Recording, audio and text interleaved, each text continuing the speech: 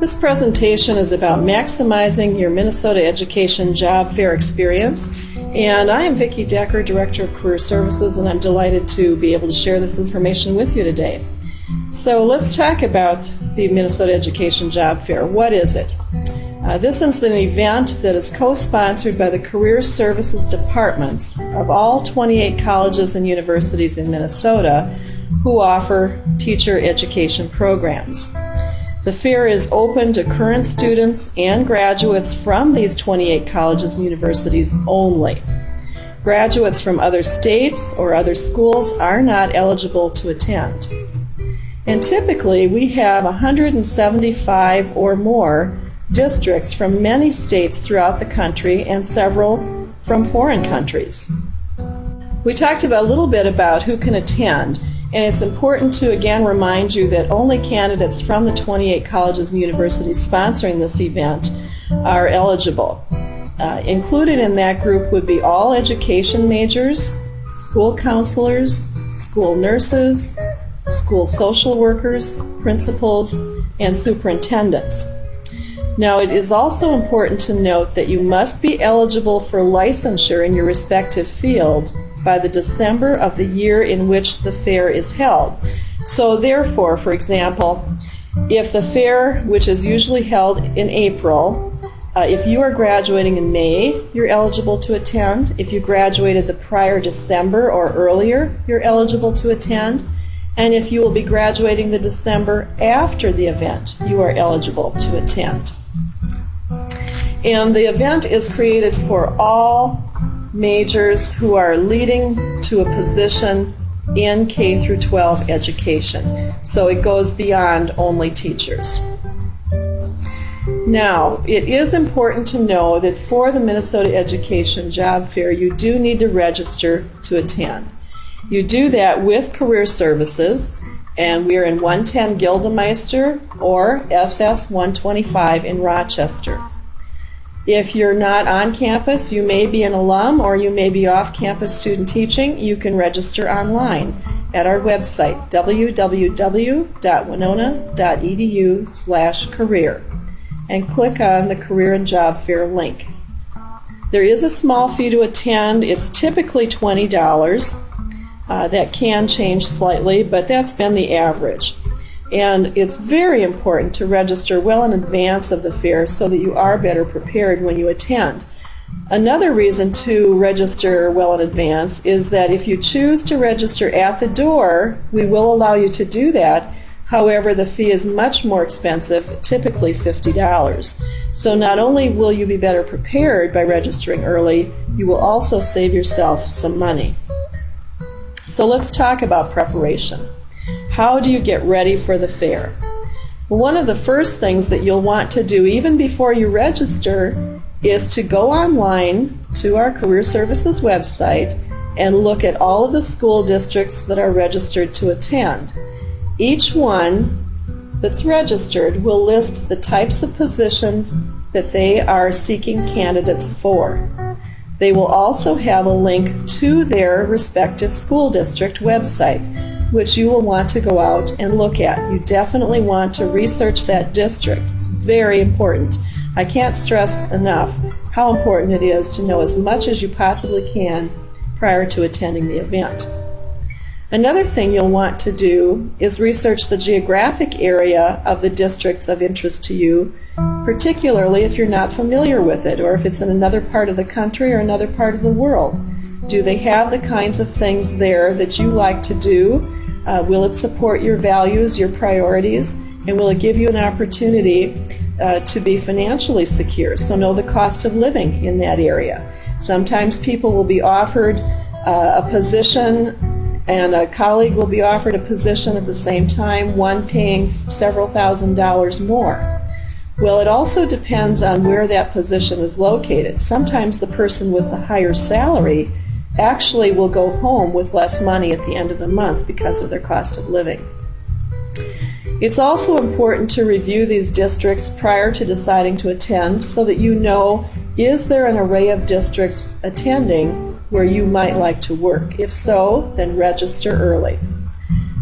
Decide also when you're doing your research when I go to this fair, if I'm offered a position, will I accept it? Very, very important to know that. How will you be prepared to either accept or decline an offer should one be made for you? Continuing on with preparations, have a dynamic resume. If you're not sure what you should include or exclude or how to put something, visit Career Services, either on the Rochester campus or the Winona campus, and have your resume critiqued. Know what your key strengths, talents, and abilities are. Be able to articulate those. If someone asks you, you need to be prepared to respond. That's not a time you want to sit there and go, well, let's see. I think I'm... No. You need to be ready, have your statement ready, be able to relate it to the position that you're applying for. Know why you want to be a teacher if you're a teacher candidate. Why are you interested in their particular school district? What led you to the field of education? Have your letters of recommendation in hand. Where should you get those letters from? If you're a student teaching candidate, you'll want to ask the principal at the school where you're doing your student teaching. You can ask for your current faculty. You can ask current or past employers. If you're already a teacher working in a school district, ask someone from your school board, ask your superintendent, ask your principal. Think about people who can speak to your skills, talents, and abilities as they relate to education. Continuing the preparations, be ready to have a firm handshake when you're greeting the school districts in attendance at the fair. Greet them, offer your hand, and a pleasant smile. If you're not comfortable with that, practice. It's really important because it makes the first impression. Prepare some examples of successes that you've had during your student teaching experiences. Be ready to share those with prospective school districts. Think about the population that you're currently serving. Think about the population that you might be serving in the district you're talking with, and discuss how you could adapt your teaching style to meet the needs of that population. Consider all of your options. Check out those school districts that may not be, quote, in your own backyard. This is a time of your life to stretch your wings and fly a little, take some risks, think about moving somewhere else if you can. I realize that some people are geographically restricted, and if you are, you need to work within that purview.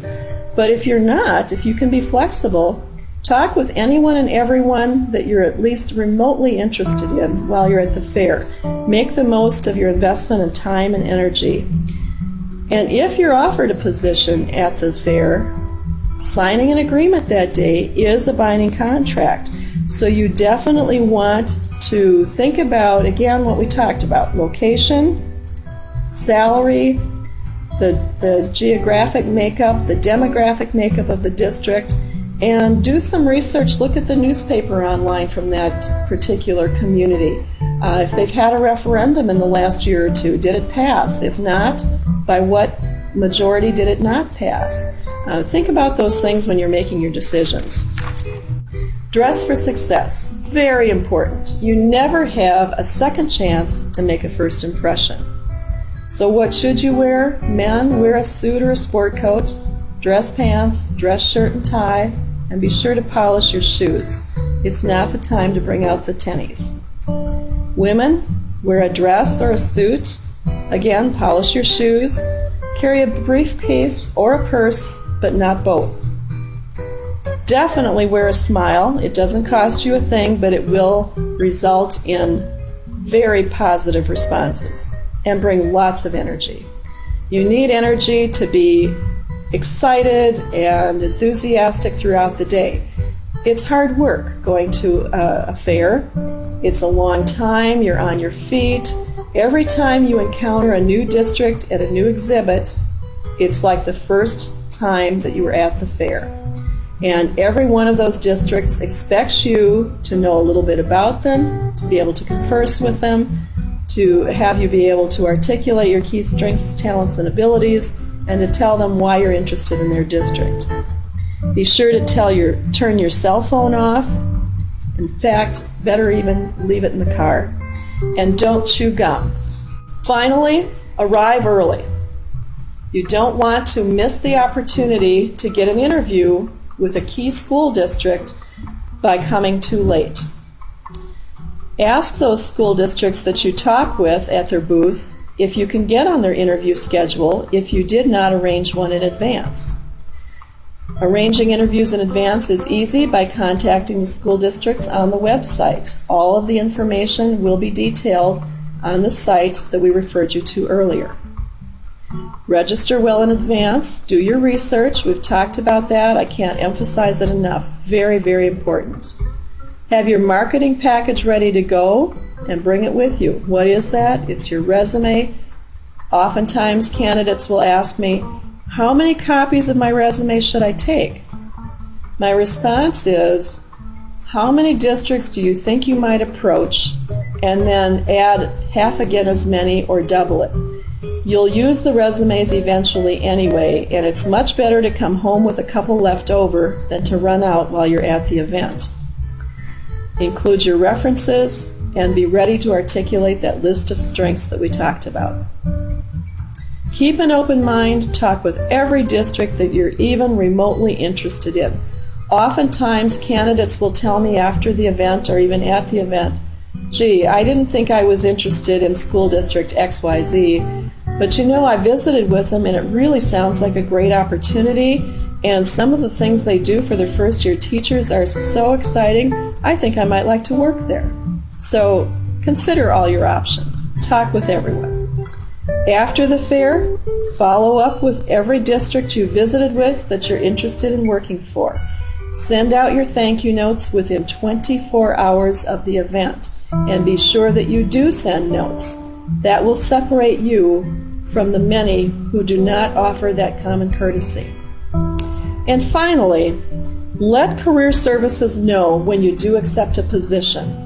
Not only are we delighted in your success, but it's also important so that we don't continue to refer you for opportunities if you have accepted a position. And also we do a follow-up study every year tracking our graduates. So it's very helpful for us to know that. So we wish you all the best in your job search and in your upcoming career. Be sure to research and attend Minnesota Education Job Fair.